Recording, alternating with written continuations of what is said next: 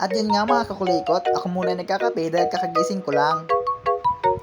At ngayong araw nga pala, tayo pupunta ng Bansod dahil pupuntahan ko muna ang aking munting business doon. Ang business ko nga pala doon ay piso wifi. Kailangan kasi natin ng extra ng pagkakakitaan bukod sa ating sweldo. Napapansin ko na kasing malungkot ang aking asawa dahil wala na siyang pamparcel. Habang ako nag-ayos ng gamit, iyan ang aking asawa ngiting tagumpay. Malayo-layo din pala yung aming pupuntahan, kaya dapat siguraduhin na walang may iwan. Alam, mag-vlog ako. First time ko lang palang mag-content ng ganito, kaya nagtataka sila ba't ako nagbibideo. Tama na.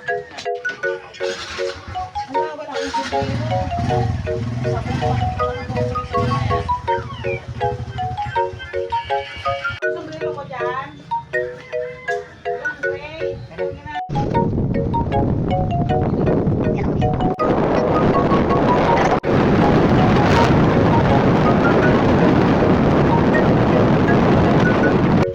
At nakarating na nga kami.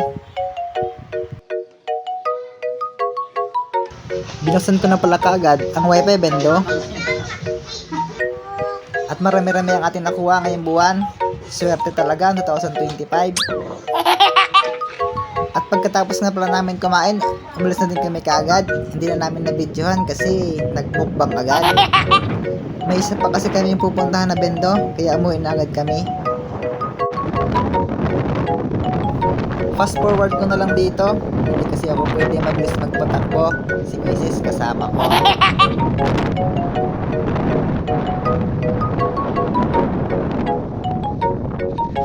At sa part na yan, andyan dyan na nga pala tayo. Yan ang sinasabi ko sa inyo na bendo.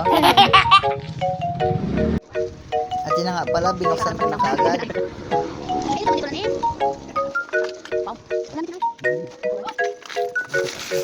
At di ko na po pala na ipakita kung magkano lahat.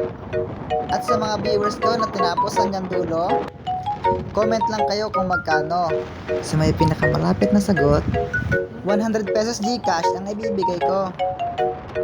Pero syempre, dapat nakafollow ka sa Facebook account ko. Palike and share na rin ang video na to. Salamat!